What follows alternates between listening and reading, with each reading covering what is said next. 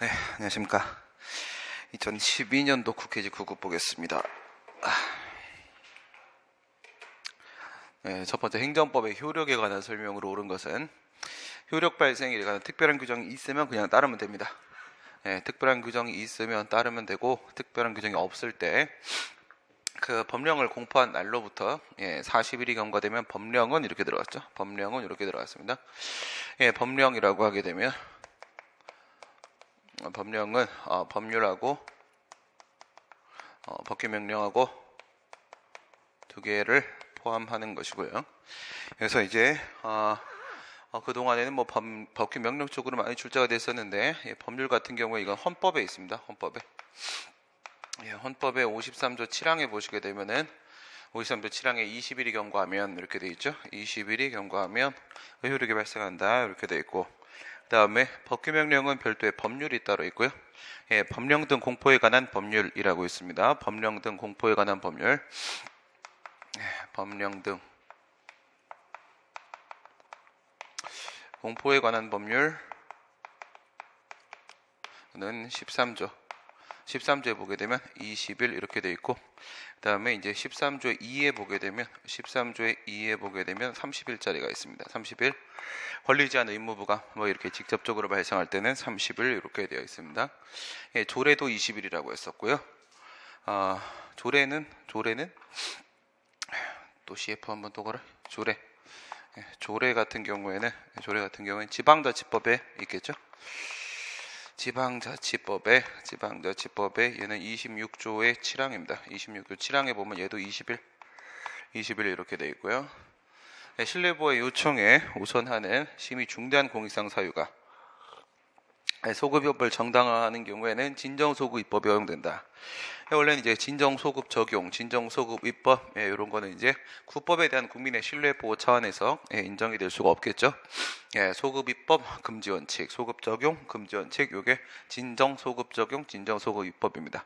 원래 이제 안 되는 거죠. 너무 많이 나오는 얘기인데, 여기서 국법에 대한 국민의 신뢰 보호, 국법에 대한 국민의 신뢰 보호라는 사익하고, 그다음에 공익하고, 법령을 개정한, 굳이 법령을 왜 개정을 했느냐 있는 걸로 안 쓰고 개정한 공익하고 이렇게 형량을 들어가 주시면 되겠고, 그래서 이제 요쪽이 더 클 때가 요게 이제 진정소급 입법 적용 상황이 되는 것이고, 요쪽이 더 클 때 요럴 때가 바로 이제 부진정 소급 입법 적용의 상황이라고 일반적으로 보게 되는 것이죠.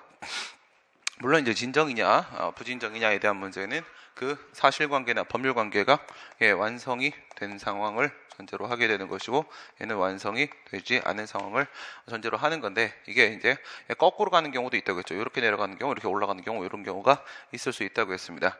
진정 완성된 경우는 맞지만 그렇다 하더라도 법령 개정이 더 클 때, 다시 말해서 이게 내려가 버릴 수도 있고 이게 올라가 버릴 수도 있습니다.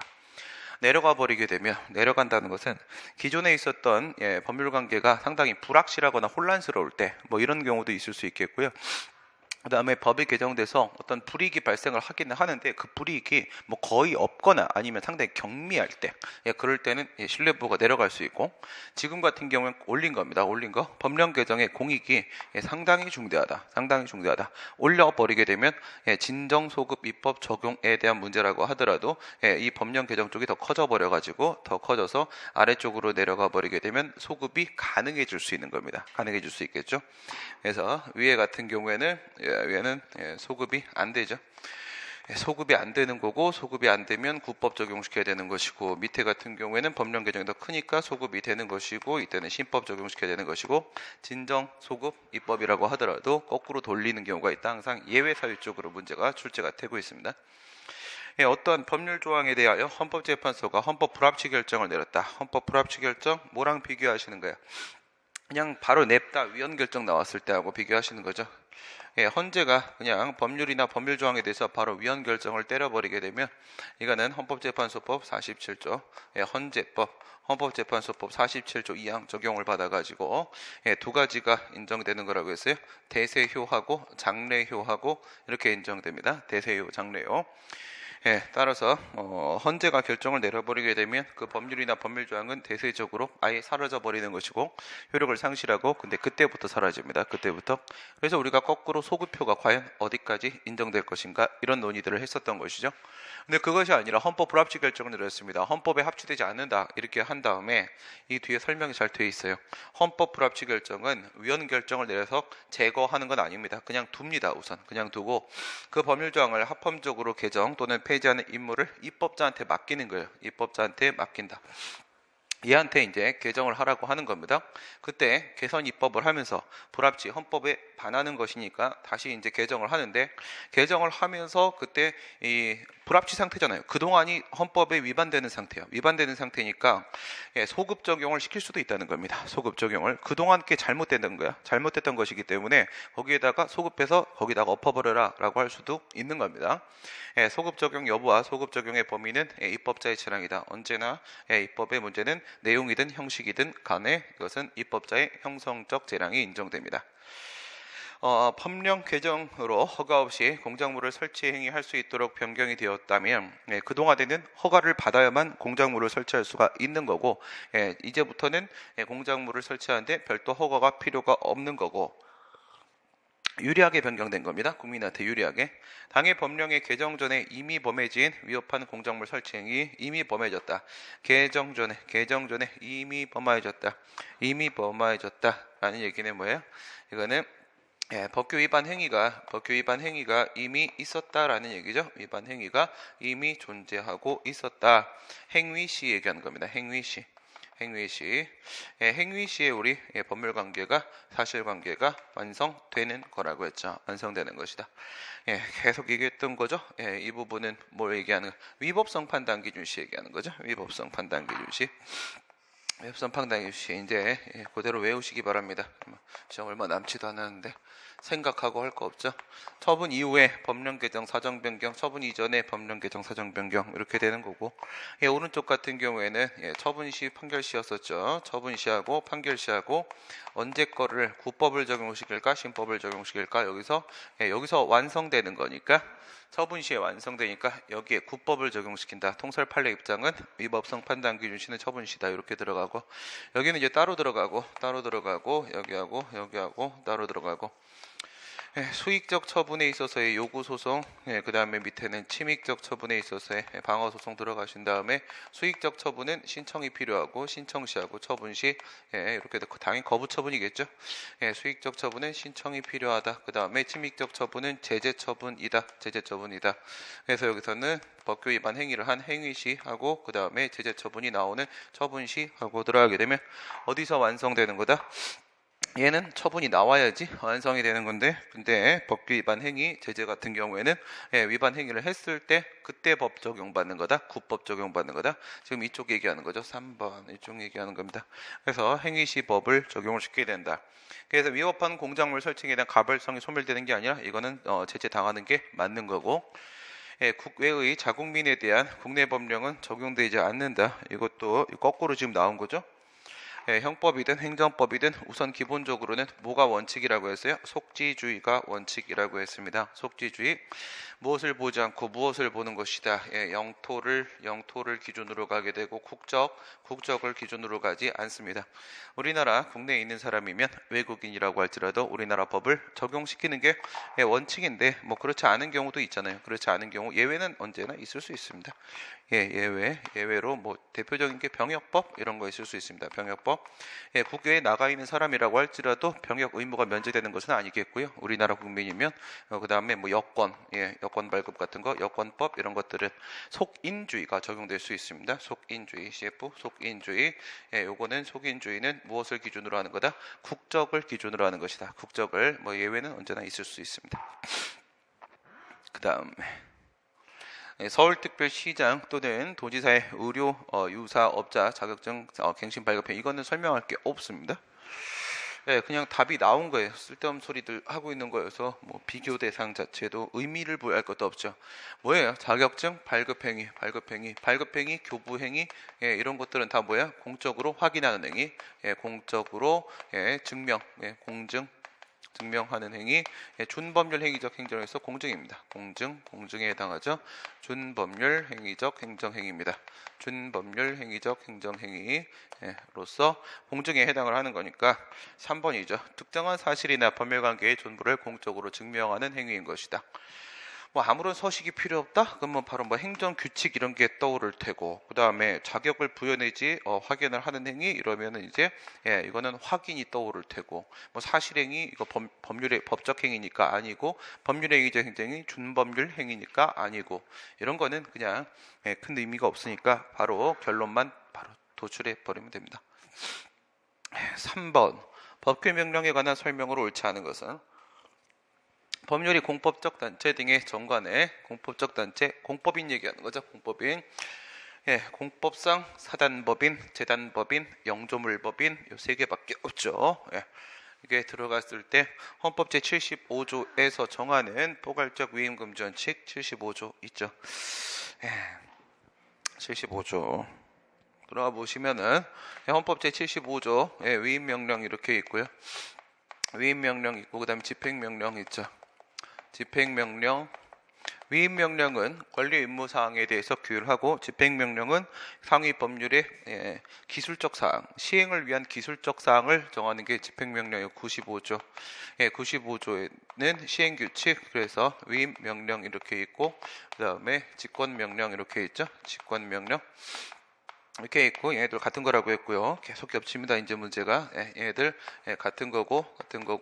그래서 집행을 위한 시행을 위한 건데, 그거는 별도의 위임 필요 없는 거라고 지금 설명을 다 해놓은 거고요. 그 다음에 위에 거는 시행령, 위에는 시행령이 있고, 그 다음에 밑에는 시행규칙이죠. 총리령, 부령 이렇게 되어 있는데, 여기서 위쪽에 위임명령 쪽에는 포괄적 위임금지원칙 규정이 있어요. 여기는 포괄적 위임금지원칙 규정이 있고, 여기는 포괄적 위임금지원칙 규정이 따로 없어요. 따로 없는데 요게 요로 이제 적용됩니다. 요것도 적용되죠. 유추 적용이 된다. 유추 적용. 시행규칙, 총리령, 부령 역시도 마찬가지로 포괄적 위임금지원칙 적용이 되는 것은 매한가지다. 그리고 나서 이제 자치법적인 문제에 들어가면 잘 알고 있는 재개발로 들어가면 된다고 했죠. 재개발조합 설립 전에 추진위원회 구성 승인 밀고 들어가시고, 그 다음에 재개발조합의 조합 설립인가, 그 다음에 사업시행계획인가, 그 다음에 관리처분 계획인가, 똑같은 설명이 계속 반복되죠. 다른 방법으로 설명하면 여러분들이 기억 전혀 못합니다. 요게 강학상 인가되는 것이고, 요게 강학상 특허되는 것이고, 요게 강학상 인가되는 것이고, 요게 강학상 인가되는 것이죠. 이렇게 했을 때 이 부분에서 조합을 설립할 때는 법률, 도시 및 주거환경정비법 법률에 있는 엄격한 요건으로서 정족수를 충족을 해서 조합이 설립이 된 이상 설립이 되었다. 그러면 이제 여기서부터는 이 조합이 뭐가 되는 거야? 행정 주체가 되는 거죠. 행정 주체의 지위가 인정되기 때문에 특허, 설권적 처분이고, 그것은 이제 공법상의 사단법인이죠. 공법상 사단법인에 해당을 한다. 이렇게 되는 거고, 이제 공법인 들어왔습니다. 그러면서 이제 이 부분 치고 들어간 거고요. 사업인가 이 부분에서 사업 시행 계획에 대한 동의 정족수죠. 동의 정족수. 당연히 총회에서 동의를 받아야 되는데, 그 총회 결의할 때 그 동의 정족수를 요거를 이제 위임을 했었고요. 이거 위임해도 된다라고 했어요. 다시 말해 뭐요? 이것처럼 반드시 법률로 갈 필요는 없다라는 겁니다. 의회 유보원칙 적용되는 게 아니다. 이유는 엄격한 동의 정족수 충족해서 이미 공법상 사단법인 됐으니까 이제는 자치법적 사항. 이제는 자치법적인 사항의 문제로 넘어와 버린 것이고, 위임이 될 뿐만 아니라 여기에는 포괄위임 금지원칙 적용 안 돼서 포괄위임까지도 가능하다. 자치법적 사항. 집행명령은 상위법률의 개정에 당연히 실효가 되는 것이다. 그래요. 들어갑니다. 그러면 법률이 이렇게 있죠. 법률이 A라는 법률이 있는 것이고, 그 다음에 B라는 법률이 이렇게 있는 것이고, 그것을 시행하기 위해서 밑에다가 집행명령은 소문자 A자리 집행명령을 만들었다. 그리고 이제 얘를 위한 소문자 B자리 집행명령이 만들어졌다. 시험장 가면 이 그림만 생각납니다. 예, 이렇게 했을 때 위에 있는 A 법령, 지금 얘를 가지고 얘기하는 거예요. 얘를 가지고.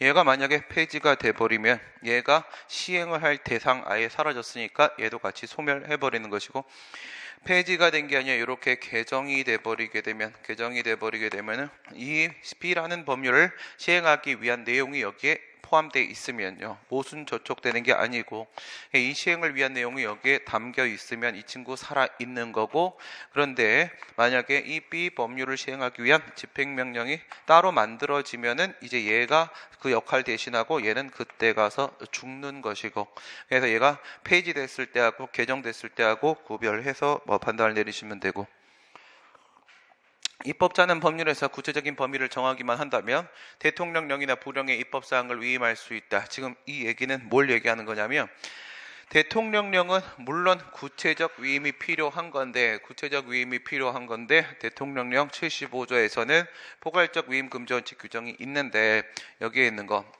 시행규칙에 있는 총리령이나 부령은 어쩔 것이냐라는 얘기를 지금 하려고 하는 거예요. 부령 95조 같은 경우에는 포괄적 위임 금지 원칙 규정이 없다 이거지.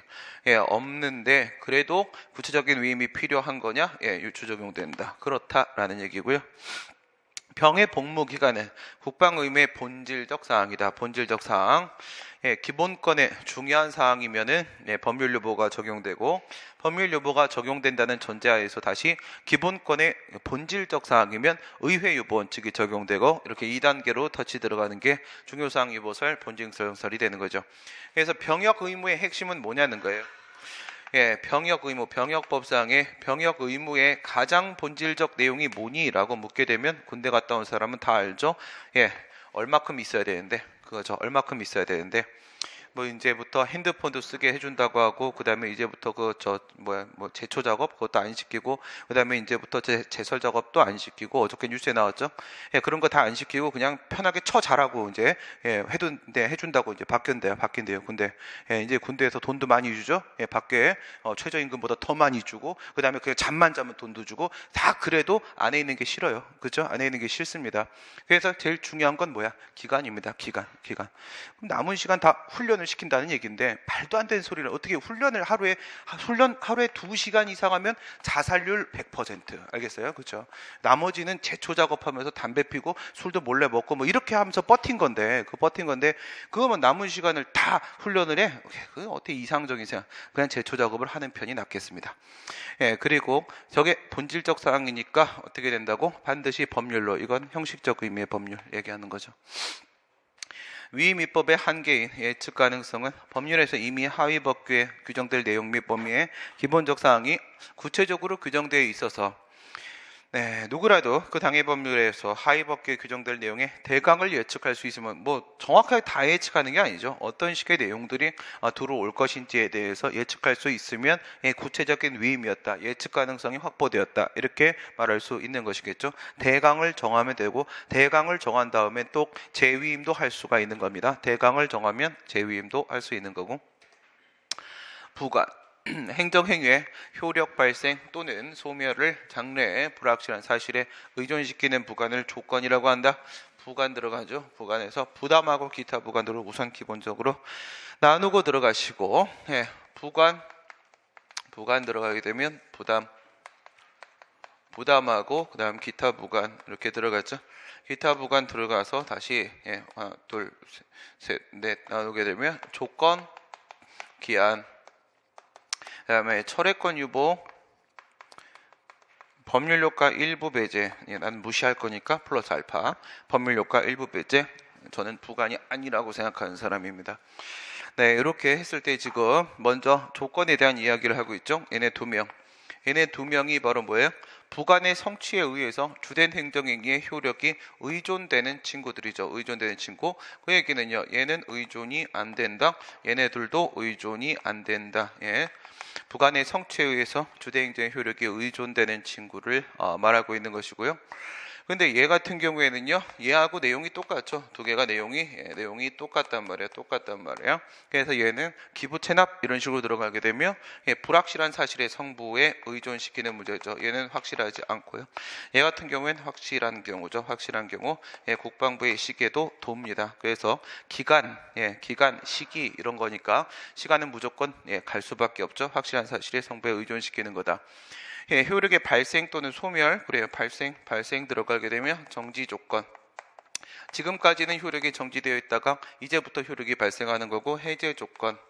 지금까지 효력이 있다가 이제부터 효력이 해제당하게 되는 것이죠. 물론 이렇게 나누면 얘는 시기, 처음 시자 쓰고, 종기, 마칠 종자 쓰고, 발생, 소멸 이렇게 되는 거죠. 발생하고 소멸을 불확실한 사실에 성부에 의존시키는 게 조건이 되는 것이고, 기한은 행정행위의 시간상 효력의 범위를 정하는 점에서 조건과 같으나, 여기서 조심해야 됩니다.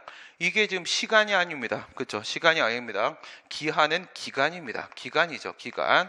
언제부터 언제까지 이렇게 해서 기간을 주는 것이고, 이제 이 의존되는 부분, 의존되는 게 뭘 의존시키는 거예요? 시간을 의존시키는 거란 말이야. 시간을 의존시킨다. 시간을 의존시킨다. 무슨 시간? 발생하는 시간, 소멸하는 시간, 발생하는 시간, 소멸하는 시간. 언제부터 발생한다. 언제부터 소멸한다. 라고 되어 있는 거잖아요.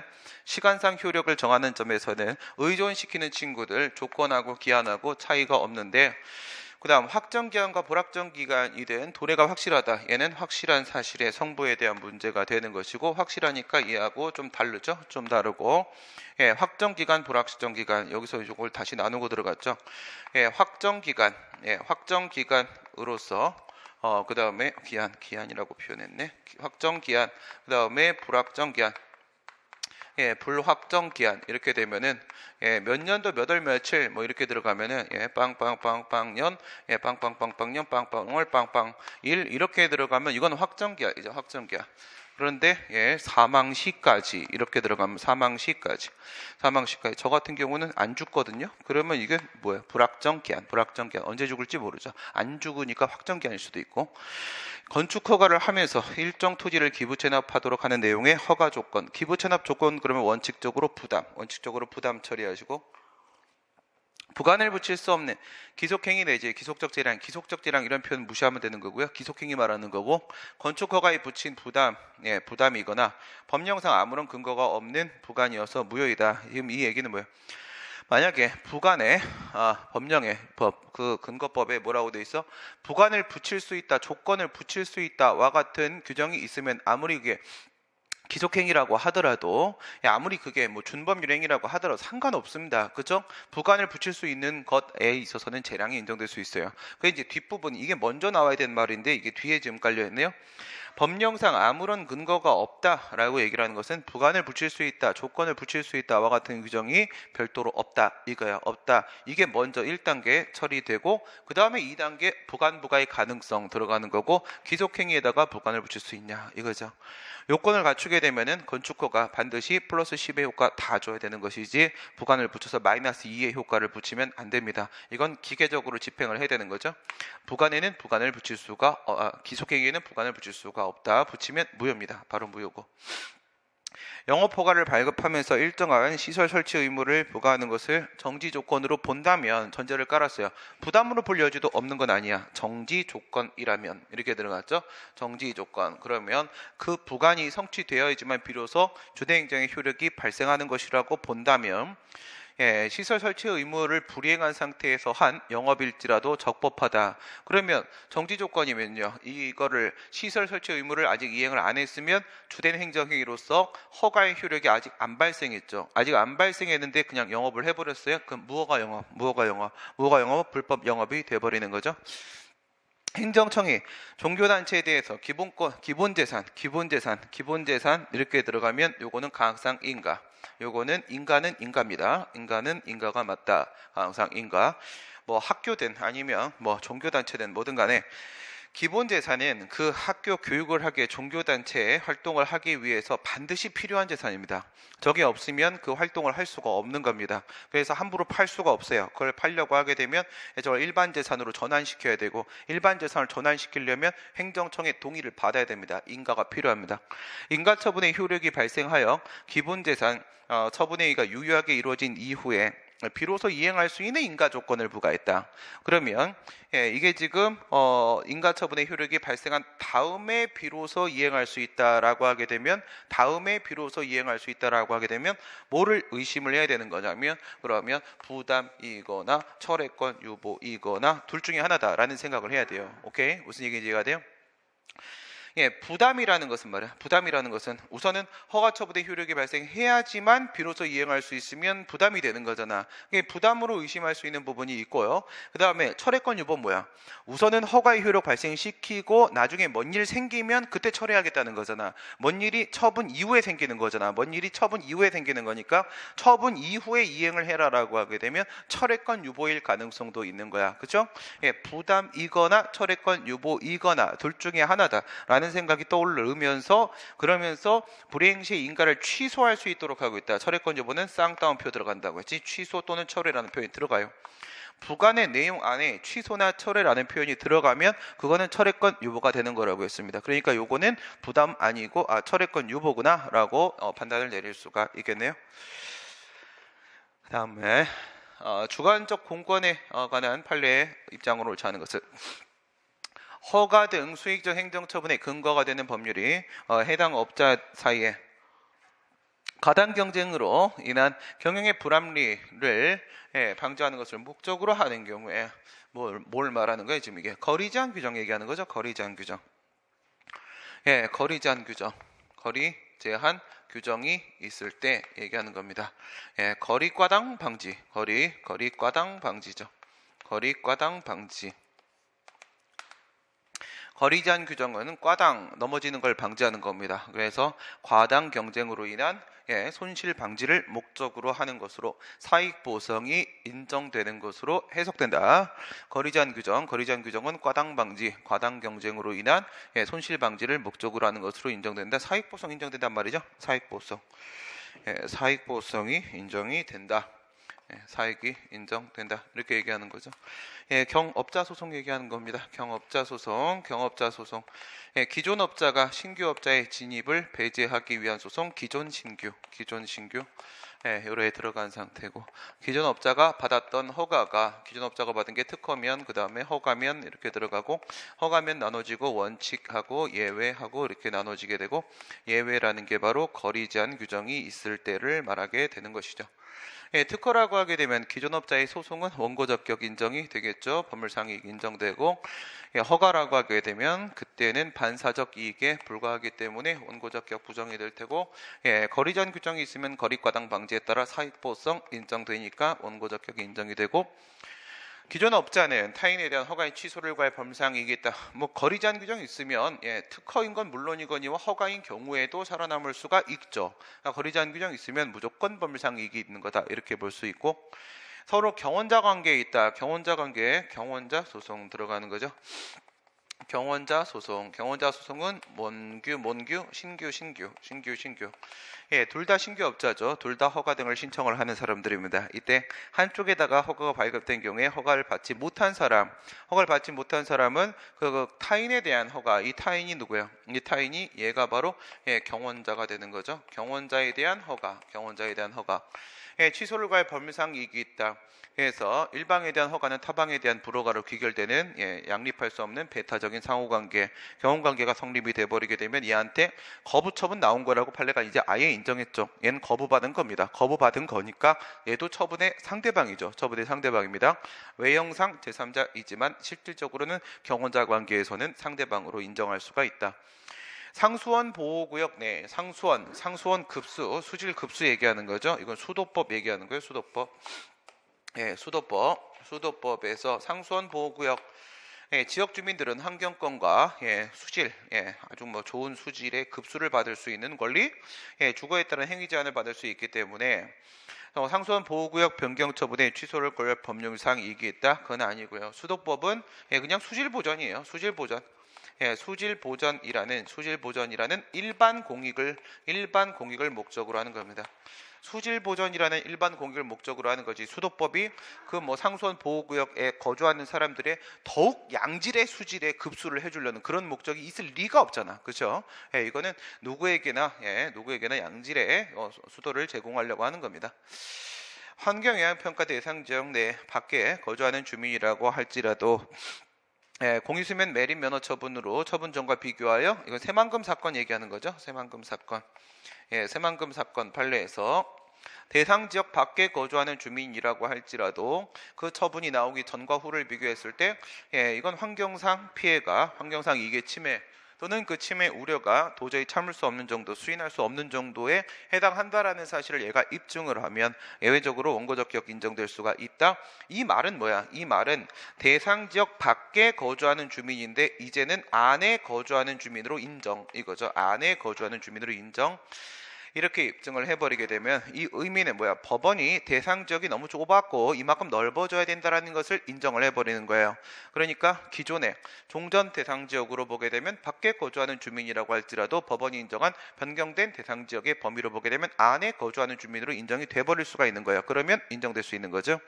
그 다음에 무효확인을 구했던 소송이었습니다. 무효확인 이 소송이었었어요. 사실은 이 부분에서 판시하진 않았어요. 대법원이 이거는 주의적 청구로서 저 공유수면 매립 면허 처분 무효확인 소송을 들어가고, 예비적 청구로서 이 공유수면 매립 면허 처분의 취소를 신청한 후에 거부를 당해갖고 거부 처분의 취소 소송을 들어갔었습니다. 그래서 제소기간 지났기 때문에 방어 소송으로는 무효확인 소송 들어간 거고, 그 다음에 취소 처분 한번 신청하고 나서 거부당한 다음에 이건 아직 제소기간 안 지났으니까 거부 처분 취소 소송 들어간, 이게 최적의 조합 병합입니다. 조합 병합을 들어갔던 상황인데, 무효확인 소송 이거 역시 마찬가지로 뭐예요? 확인을 구할 법률상 이익에 법률상 이익 들어가 있잖아. 법률상 이익, 법률상 보호이익 들어가 있고, 사익보호성을 요구하게 됨에 있어서는 취소하고 아무런 차이가 없겠죠. 주거지역 등의 공설 화장장 설치를 금지함에 있어서 보호되는 부근 주민들의 이익은 도시계획결정 처분의 근거법률에 의해서 보호되는 법률상 이익을, 이건 근거법률 좀 여러 개이긴 한데 뭐 그거 중요한 게 아니라 그건 딱 보면 나오죠. 왜 굳이 주거지역이야? 이거죠. 왜 굳이 주거지역이야? 화장장을 설치를 하는데, 화장장을 설치하면 화장한 사람들이 많이 돌아다닌단 말이죠. 그렇죠? 그렇기 때문에 생활 환경상의 이익을 침해할 수가 있단 말입니다. 굳이 사람들 살고 있는 곳에는 화장장 만들지 말자라고 하는 것은 거기에 사는 사람들의 이익을 보호하는 취지로 해석하지 못할 바가 아니죠. 주거지역으로 딱 한정했다는 건 저들의 이익을 보호하겠다라는 의미가 눈에 너무 보입니다. 그렇죠? 너무 보입니다.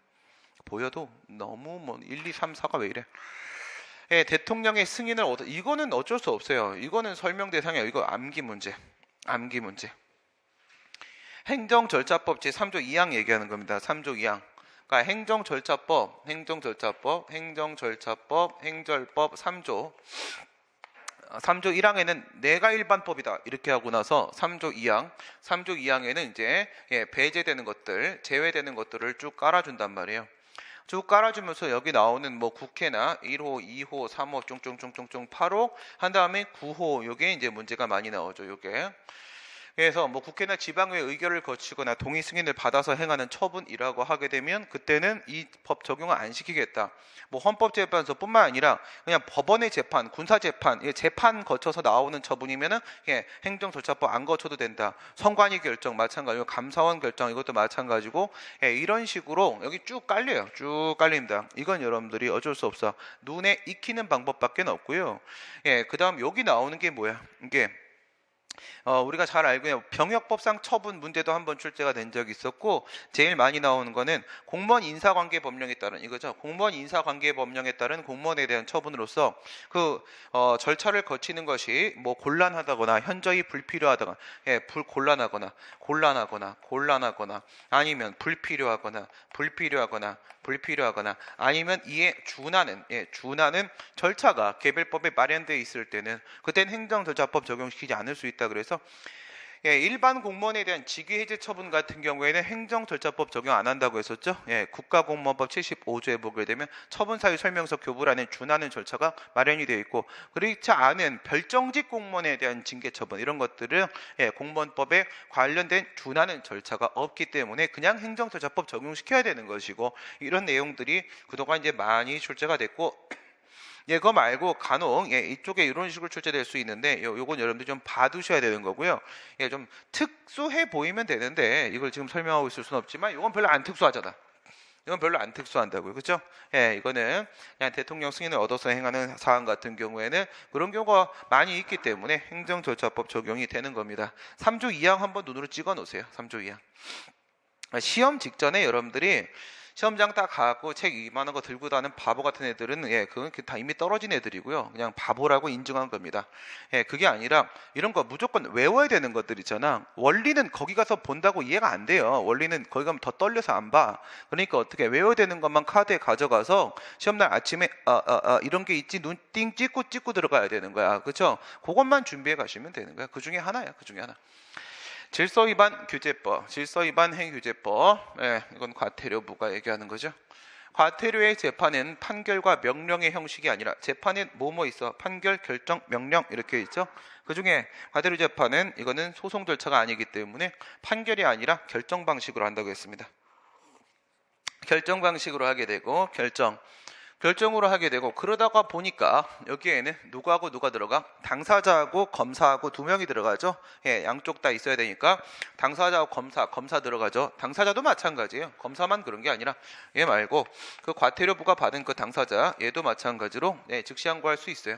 이 재판이 결정인 것이고, 그러니까 판결이 아니니까 항소를 제기하는 게 아니고 항고를 제기하게 되고, 이 항고에는 집행정지의 효력이 있다는 특징이 있다고 했잖아요. 그렇죠? 질서위반 행위규제법은 딴 법하고 다른 아주 특징적인 부분들이 꽤 많이 있죠. 여기는 집행정지의 효력이 있어요. 집행정지의 효력이 있습니다. 우리 행정소송법의 즉시 항고는 전부 다 집행정지의 효력이 없어요. 즉시 항고를 한다고 해서 여긴 집행정지의 효력이 있는 거 따로 기억하라고 했죠. 행정청은 당사자가 의견 제출 기한 내에 과태료 같은 경우에도 10일 안에 사전 통지해줘야 되죠. 의견 제출 기한 내에 과태료를 자진 납부하게 되면 말입니다.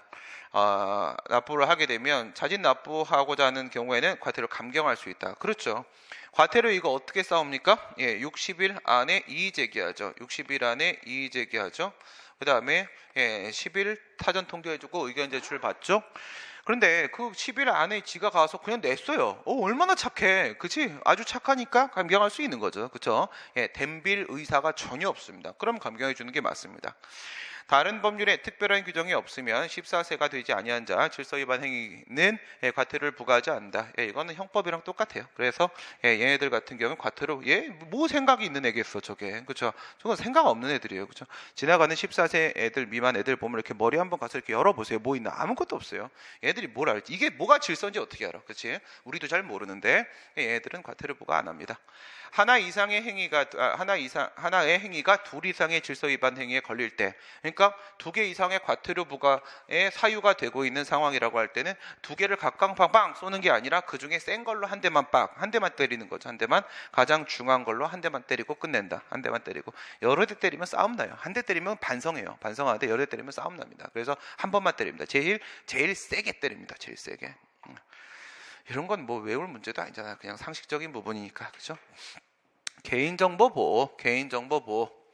개인이 타인에 관한 정보의 공개를 청구하는 경우에 개인정보보호법, 옛날에는 뭐였어요?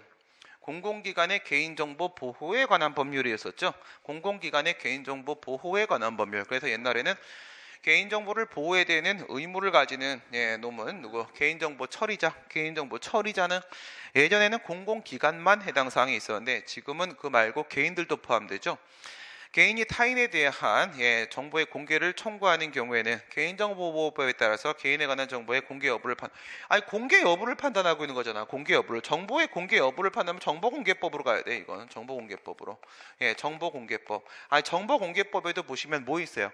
정보공개법에 보면 21조에 제3자의 불복이 있잖아요. 제3자의 불복. 완전히 범위가 일치되는 건 아니긴 한데 이 제3자의 불복 역시도요, 청구인이 타인의 제3자의 정보에 대해서 공개 청구를 했을 때 저 제3자 쪽에서 불복을 하는 거잖아? 걔 누구예요? 걔 정보 주체잖아요. 정보 주체. 여기 나오는 정보 주체나 거기 나오는 정보 주체나 매한 가지 정보 주체예요. 근데 보호의 대상 범위가 조금 다른 거지. 범위가 좀 다른 것뿐이지 거기 있는 애하고 여기 있는 애하고 다르면 안 되지. 그쵸? 얘도 정보 주체고요. 제3자의 불복 규정도 있잖아. 정보 공개 여부에 대한 판단은 정보공개법, 공공기관의 정보 공개에 관한 법률을 적용시키는 겁니다. 개인정보 보호제도의 헌법적 근거는 헌법상 기본권인 개인정보 자기결정권. 이게 여기랑 똑같아요. 여기도 개인정보 자기결정권이에요. 정보공개법에 있는 21조. 예, 개인정보 자기결정권. 예, 이거를 자기정보 통제권이라고도 합니다. 난 이 표현을 더 좋아하는데 자기정보 통제권. 자기통제 정보권이 아니라 자기정보 통제권. 자기정보 통제권, 예, 개인정보에 대한 자기결정권, 지정보는 지가 알아서 결정을 하겠다 이거죠. 예, 도출할 수 있으나 개인정보 자기결정권은 자신에 대한 정보를 이게 오타인 줄 알았어요 처음에. 뭐지? 장난하나? 그런데 정부 주체잖아. 이게 진짜 원문이 맞아요. 정부 주체야. 정부 주체. 그래서 틀린 거야. 정부 주체에 맡기고 정부 주체가 내 정보에 대해서 결정을 내린다고? 정부 주체가 누구예요 도대체? 정보 주체죠. 정보 주체. 이런 말도 안 되는 오타를 틀린 거라고 얘기하면서 문제를 내신 겁니다. 나머지 부분 틀린 게 없단 말이야 지금 이게. 예, 정보 주체. 예, 개인정보 자기결정권에 이럴 때 이제 이 교수님이 아기가 있구나. 예, 아기가 있는데 아기가 3살 미만이구나. 집에서 이러고 놀고 있구나라고 생각하면서 풀어 주셔야 돼요. 예, 오타라고 생각하시면 안 됩니다. 아기가 있는 집안의 분이시구나.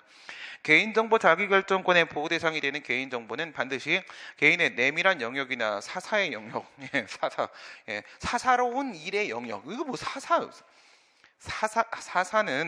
예, 좌빨을 얘기하는 겁니다. 사사는 다 감옥에 가죠. 예, 사사가 뭡니까? 사사의 영역에 이런 식의 한자표는 별로입니다. 정보에 국한되지 않고 공적 생활에 형성되거나 이미 공개된 정보. 예, 이건 뭐야? 공적 생활에 형성되거나 이미 공개된 정보가 이게 뭐였었냐면 교육감이나 그 교육부 장관이 가지고 있는 중고등학교 졸업 정보. 예, 졸업생 정보 얘기하는 거야. 이 졸업생 정보에 성명하고 그 친구 생년월일 뭐 이런 게 나와 있었어요. 별것도 아닌 거지. 그런 거 오픈돼도 상관없는 거잖아. 성명하고 생년월일 나오면 내가 누군지 알아요? 모르잖아. 상관없거든. 그래서 상관없다고 했던 판례. 그래서 공적 생활, 학교 생활에 관한 거, 졸업 정보에 대한 문제도 개인정보 맞지? 우선 개인정보는 맞아요. 개인정보는 맞는데 공개된다고 문제는 없다. 이런 결론이 나왔던 사건입니다. 그게 뭐 내밀한 영역, 학교 다니는 게 내밀한 영역은 아니잖아. 나만 학교 다녀봤나? 그건 아니잖아. 나만 학교 다닌 건, 그지? 당연히 공적생활 이 부분도 포함이 되는 것이고, 개인정보 보호에 관한 사항을 심의 의결하기 위해서 이런 것도 암기 문제야. 예, 암기 문제. 이런 걸 왜 내는지 모르겠어. 법전에 다 있는데 일하면서 펴보면 나오는 거를 개인정보 보호법 있는 거 알잖아, 우리. 그치? 그것만 알려줬으면 됐어. 피면 나오는데 이걸 왜 물어봐? 그죠? 예, 국무총리 소속으로 합의제 의결인 개인정보 심의위원회. 원래 이게 이름이 개인정보위원회거든요. 개인정보위원회인데 뭐 심의까지 우리가 선회해 준다고 쳐도 이게 틀렸어. 대통령 소속으로 개인정보위원회를 설치하도록 되어 있어요. 7조인가 그럴 겁니다. 그다음 공공기관의 장은 대통령령으로 정하는 기준에 의해서 개인정보 파일을 운영으로 인해서 정부 주체의 개인정보 침해가 우려되는 경우에는 위험 요인을 분석하고 개선사항을 도출하기 위해 개인정보 영향평가라는 걸 해요. 환경 영향평가만 있는 게 아니에요. 이건 환경, 이거는 정보, 영향평가를 하는데 그게 지식경제부 장관을 거쳐서 국무총리에게 이것도 그냥 암기 문제네. 뭐 이건 너도 듣도 보도 못한 말이야. 이거 무슨 말이야? 행정안전부 장관이에요. 행정안전부 장관에게 뭐 거치는 거 없어. 중간 경유 절차 없고 그냥 행정안전부 장관에게 그 사실 알려줘야 돼요. 이게 무슨 의미가 있어? 그냥 외워야 되는 거지, 그렇지? 예. 국회직 9급은 좋은 문제하고 쓰레기하고 막 섞여 있어요. 그래서 재밌어, 그렇죠? 왠지는 알겠죠? 국회 안에 보면은 이제 국회의원이 진짜 좋은 국회의원하고 쓰레기하고 막 섞여 있어요. 그래서 국회 직무를 이렇게 내는 거거든요. 진짜예요, 이거는. 이행강법입니다. 설명을 옳지 않은 것은 다툼이 있으면 판례에 의한 이행강제금은 현재 의무 위반.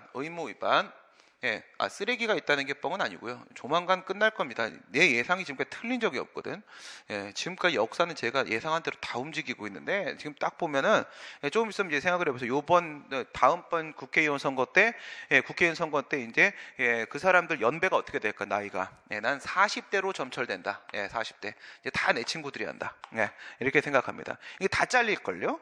다 미투에 다 걸릴걸. 그런 걸 정치적으로 이용하려고 한 홍준표 이미 게임 끝난 겁니다. 그렇죠? 아무도 그렇게 생각 안 하는데 그런 나쁜 생각을 자꾸 사람들에게 유포하면 재밌다고 생각해. 내가 제일 싫은 건 이거예요. 우리 학원 회의할 때도 한 얘기가 뭐냐, 제발 정치 공학적 접근 좀 하지 마, 이 멍청한 새끼들아. 그래서 망한 새끼가 한둘이 아니라는 거야. 정치 공학적 정당 접근했다가 다 망합니다. 그냥 진실을 말하세요. 미안하면 미안하다고 하세요. 그럼 끝나는 거야. 그럼 끝나는 건데 그거를 자꾸 공학적 접근을 하니까 공당기도 그래서 망한 거예요. 공당기가 내년 4월에서 6월 사이에 문을 닫기로 예정을 했거든요. 전화가 왔어요, 저한테. 공당기 문을 닫고 스스로 이제 폭파하겠습니다라고. 거기 이제 끝났어요. 대출 기간이 끝났거든. 그래서 이제 없어지는데 공학적 접근을 해서 그래요. 공부도 공학적 접근하면 안 돼. 열심히 하라고. 열심히 그냥 진실되게. 이행강제금은 현재 의무 위반에 대한 의무이행 확보 수단이라는 점에서 과거의 위반 행위에 대해서 제재인 행정형벌과 행정형벌이든 행정질서벌이든 간에 행정벌은 뭐예요? 행정벌은 과거에 대한 제재죠. 과거에 대한 제재고, 이행강제금은 현재 이행 안 하고 있는 상태에 대해서 어떻게 하겠다는 거야? 이거는 장래의 의무이행의 확보죠. 장래의 의무이행의 확보. 하나는 과거를 향하는 행위고 하나는 장래를 향하는 행위고 이렇게 차이가 있죠. 이행강제금은 장래를 향하는 행위라는 점 잘 기억해 놓으셔야 됩니다. 그래서 아까 전 앞에 나왔던 거 행위시하고 처분시 비교했을 때 뭘 적용하기로 했어? 행위시 적용한다고 했잖아. 근데 이행강제금은 똑같은 위반 행위와 제재 처분이지만 쟤는 처분시 적용해요. 처분시. 이유가 장래를 향하는 처분이니까. 장래를 향하는 처분이라는 특징을 기억을 해놔야 됩니다. 행정대집행은 대체적 자기 의무에 대한 강제집행 수단, 행정상 강제집행, 대강이직에서 행정대집행, 강제징소, 이행강제금, 직접강제, 대집행이고 강제집행. 이행강제금은 부자기 의무나 비대체적 자기 의무. 옛날에 이렇게 봤었죠. 옛날에 이렇게 해서 마이너스.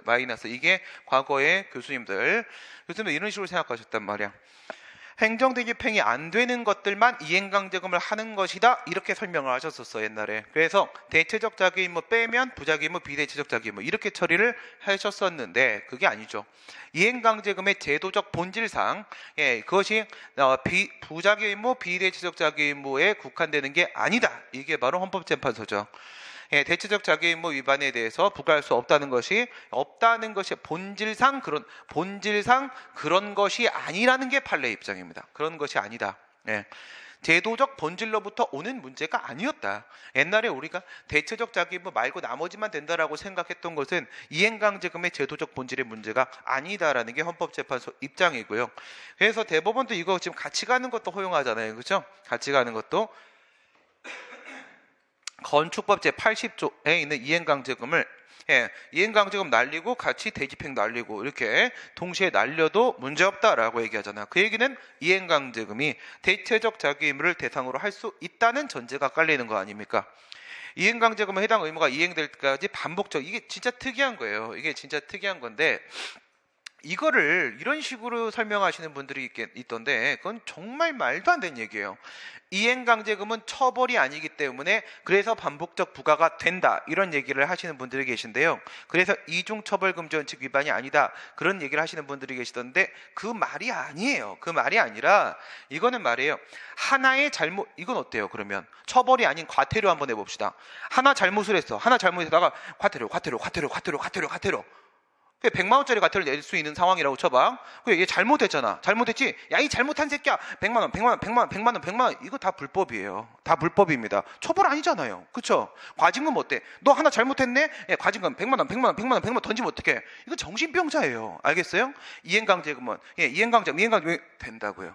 이거는 이거 처벌이 아니어서라는 문제가 아니라 원래 이 친구가 태어날 때부터 일사부재리 원칙의 예외, 일사부재리의 예외라는 DNA를 가지고 태어났어요. 이행강제금이.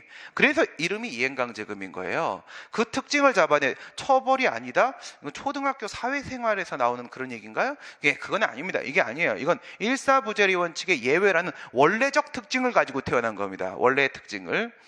헌법재판소에 따르면 이행강제금과 형사처벌이 병가되더라도 이중처벌, 이럴 때 쓰는 말이죠. 이럴 때 헌법 제13조 1항 이렇게 봐봐요. 이거는 서로 다른 제재가 두 개가 들어가는 거잖아. 이때 사용하는 논리가 바로 얘는 처벌이 아니구나 이거예요. 이렇게 서로 다른 제재가 두 개가 이렇게 들어갈 때 한 놈은 처벌이고 한 놈은 처벌이 아니니 이중처벌이 아니군, 이렇게 들어갈 때 얘는 처벌이 아니다 라는 논리를 쓰는 거예요. 논리를 위에 거하고 3번 4번 비교하셔야 되고, 이행강제금 부가처분에 대한 불복은 개별법의 규정에 의한 방법과 일반 행정재수, 이건 참 의미 있는 문제입니다. 이거 아주 훌륭한 문제야. 예, 왜 그런 거냐면, 예, 대강이직이 이렇게 있잖아. 대강이직이 이렇게 있는데, 행정상 강제집행. 근데 이 강제집행 말고 나머지 것들도 사실 마찬가지인데, 강제집행만 봐봐요. 행정대집행, 행정상 강제징수, 이행강제금, 직접강제 중에서, 이 중에서 일반법이 있는 게 뭐가 있어요? 일반법 이것만 있잖아. 이거 행정대집행법 이것만 있고, 밑에 있는 강제징수, 이행강제금, 직접강제, 얘는 일반법이 없잖아요. 일반법이 없으면 어디에 맡겨질 수밖에 없어? 개별법에 맡겨질 수밖에 없는 거잖아. 그게 개별법의 근거가 있을 때만 이런 짓들이 가능해지는 거 아닙니까? 그러면 개별법에 이행강제금 규정이 있을 때만 이행강제금 부과할 수 있으면, 그럼 그에 따른 불복 절차도 사실 개별법이 정하는 대로 갈 수밖에 없는 거예요. 개별법이 정하는 대로. 개별법에 있을 때 가능하니까 거기서 불복도 정하는 거야. 거기서 다 정하는 거란 말이야. 그래서 그동안에는 어떻게 돼 있었어? 이행강제금을 과태료 재판을 준용한다, 과태료 주판을 준용한다, 이런 준용 규정이 쭉 있었단 말이야. 쭉 있다가 그거를 2005년도에 건축법 80조부터 하나씩 삭제를 했단 말이야. 아직 삭제되지 않은 게 어딘가 있을지도 몰라. 열심히 삭제를 하고 있어요, 국회가 지금. 근데 열심히 삭제를 하고 있는데 어디까지 내가 풀어놨는지 모르는 거잖아, 지금까지. 그렇기 때문에 아직 남아있는 부분이 있을 수 있다, 그 얘기인 거야. 그래서 불복 방법이 개별법에 규정돼 있으면 과태료 재판 준용한다. 옛날에 이거가 아직 살아있으면 어쩔 수 없어, 그거대로 해 임마 이거고, 없어졌으면 처분이니까 행정소송법, 심판법 적용될 수 있다, 남아있을 수도 있다라는 의미입니다. 그러니까 뭐예요? 첫 번째, 개별법에 맡겨진다라는 전제가 하나 깔리면서, 그런데 그 개별법에는 아직 특별불복 절차가 있을 수도 있다라는 전제를 깐 거야. 아주 정확한 진단을 내린 그런 문제입니다. 마지막 문제. 행정소송법상 집행정지 제도에 관한 설명으로 옳지 않은 것은, 외부 자금의 신규 차입이 사실상 중단된 상태에서 고액의 과징금 납부로 인하여 사업자가, 이건 뭐예요? 이거는 중대한 경영상 위기. 중대한 경영상 위기. 그래서 행정소송법 23조 2항을 보시게 되면 본대 회급 복명에서 회복하기 어려운 손해라고 되어 있죠. 그러나 행정심판법에는 중대한 손해라고 해서 넓게 보고 있지 않습니까? 중대한 손해. 행정소송법 개정안 역시도 중대한 손해라고 해서 넓게 인정을 하고 있지 않습니까? 하지만 지금의 회복하기 어려운 손해도 우리 판례가 이걸 포함하는 거야. 이거를 중대한 경영상 위기, 이거를 포함을 해서, 이건 뭐예요? 금전 보상이 되는 애잖아. 금전 보상이 안 되는 애는 아닌 거잖아. 되는 애. 회복하기 어려운 손해라는 얘기는 원상 회복 및 금전 보상이 안 되는 걸 말하는 거거든. 근데 원상 회복 및 금전 보상이 될 수 있는 경우라고 하더라도 이 정도 상황이면 회복하기 어려운 손해 안에 포함을 시켜주고 있단 말이야, 판례가. 실질적으로는 중대한 손해만큼 확대해서 해석을 하고 있다.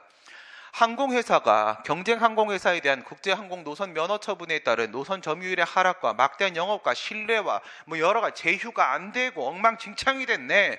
면허 처분의 효력 정지를 구할 법률상 이익이 있다. 이거 되게 중요한 좋은 문제입니다. 이건 뭘 질문을 하려고 하는 거냐면, 먼저 결론만 먼저 내려보게 되면, 결론부터 보시면, 이게 경쟁 항공회사가 아시아나야. 저 항공회사가 대한항공이거든. 그런데 우리나라하고 중국하고 이렇게 노선을 정하고 왔다 갔다를 하기로 했어. 그런데 서로 항공사는 하나씩 지정을 하기로 했었단 말이야. 우리 쪽에서 대한항공을 지정을 했어요. 국토교통부가. 그래서 중국하고 걔네하고 이제 이렇게 걔네 쪽 회사 하나하고 이렇게 왔다 갔다 하기로 했는데 우리 대한항공이 제대로 준비를 못했어요. 우리나라 대한항공이. 그 사이에 얘가 탈락을 하고 그때 아시아나가 선정이 된 거야.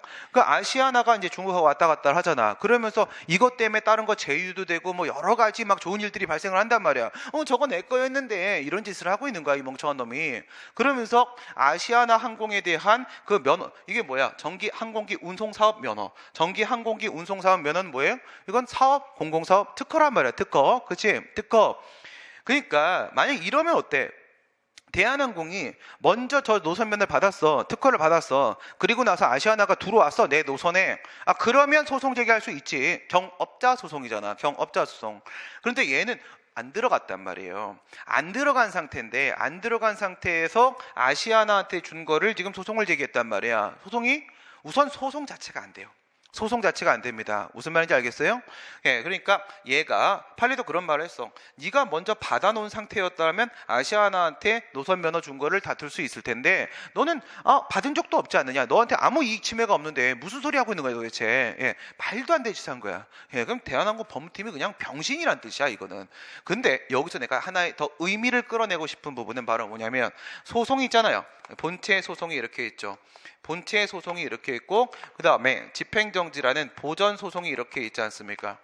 여기서 본체 소송도 대상적격이라는 문제가 있고 여기도 대상적격이 있어요. 집행정지에도 대상적격이 있습니다. 이것도 소송이란 말이야. 여기에는 원고적격이라는 문제가 있죠. 원고적격이라는 소송 요건이 있고 얘는 집행정지 신청하는 거니까 신청인 적격의 문제가 있잖아요.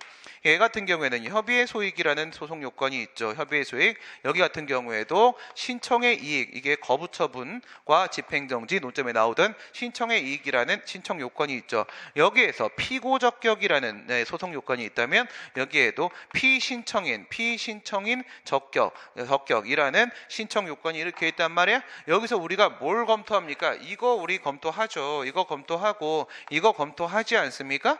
이거 검토하는데 뭐하고 뭐는 검토 안 해. 1, 2, 3, 4에서 2번하고 4번 얘기는 우리 듣도 보도 못했을걸? 그쵸? 이거는 우리가 지금까지 논의를 안 했어요. 안 한 이유가 뭐냐면 취소 소송에서 원고적격이 인정되면 집행정지 신청에서 신청인 적격이 당연히 인정이 돼요. 당연히 인정이 됩니다. 왜? 본대 회급 복명이잖아. 그치? 본대 회급 복명 이렇게 되죠. 본대 회급 복명. 집행정지 요건 생각해봐. 적법한 본안 판단의 계속, 집행정지의 대상으로서 처분, 요게 대상적격이야. 회복하기 어려운 손해, 긴급한 필요, 공공복리에 대한 중대한 영향, 그리고 청구의 이유 없음이 명백하지 말 것 이렇게 돼 있는데 우리 소송에 행정소송의 한계가 있다면 집행정지에도 집행정지의 한계가 있어. 한계가. 그게 바로 이거라고요. 적법한 본안 판단의 계속. 그럼 이 적법한 본안 판단의 계속은 이 취소 소송이 적법했어야 된다는 얘기잖아. 그러면 여기에 있는 이 소송의 요건이 뭘로 들어가니? 여기로 들어가 버리잖아. 얘네가 갖춰줘야지 적법한 본안 소송이 존재하고 있다라고 얘기할 수 있지. 그러니까 왼쪽은 전제가 깔리는 거야. 다 갖춰졌다라는. 그리고 집행정지 논의를 들어가게 되는 거지. 그런데 여기서 이 원고적격하고 신청인 적격은 쌤쌤이라고. 피고적격하고 피신청인 적격은 똑같은 행정증 쌤쌤이라고. 그러니까 이게 됐으면 이것도 그냥 통과야. 통과니까 집행정지에서 신청인 적격, 피신청인 적격을 질문한 적이 없는 거야. 거의 지금까지. 뭐에만 집중해. 부작위는 안 된다. 실효된 건 안 된다. 이러고 뭐 거부처분에 대한 집행정지는 안 된다. 이러고 이런 거 얘기가 나오는 거란 말이야. 지금 어디를 질문했어? 지금 여기 질문한 거야. 여기. 신청인 적격 이거 질문한 거라고요. 신청인 적격. 그런 측면에서 평소에 잘 언급되지 않던 것을 질문했다는 측면에서 집행정지 질문하는 부분에 좀 의미를 둘 만한 가치가 있습니다. 행정처분 자체의 적법 여부는 집행정지 신청 요건이 아니지만은 신청인의 본안 청구 자체는 적법한 것이다. 이건 무슨 말하는 겁니까? 처분의 적법 여부는 청구의 이유 유무잖아. 청구의 이유 유무. 그 얘기는 어디로 오는 거야? 본대 회급 복명의 명. 청구의 이유 없음이 명백해서 안 된다. 원래 청구의 이유 유무는 본안 문제다. 그런데 소극적 요건은 인정할 수 있다. 이거잖아. 그런데 뭐는 이거 그 다음에 요거 얘기하는 거야. 적법한 본안 판단의 계속. 적법한 본안 판단의 계속. 본안 청구 자체의 적법성. 적법한 본안 판단의 계속. 이거는 집행정지의 요건이 맞다라고 얘기한 거고, 대법원 판례에 의하면 거부처분의 집행정지는 뭐 얘기하는 거야? 이거 신청이익, 요거 얘기하는 거죠.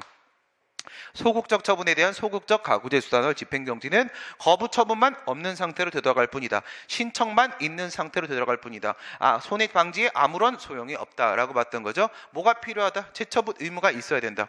행정소송법 개정안이 통과되면 거부처분 집행정지에 대한 재처분 의무가 인정이 됩니다. 개정안 통과되면 거기는 있어요. 집행정지의 요건인 공공복리는 처분의 집행과 관련된 구체적 개별적 당연히 구체적 사건에서 지금 공공복리가 있는지 없는지를 보지 일반적 공공복리가 세상에 어디 있습니까? 그렇죠? 일반적 추상적인 건 없습니다. 다 개별적 구체적인 것이지. 오늘 여기까지 하도록 하겠습니다. 수고하셨습니다.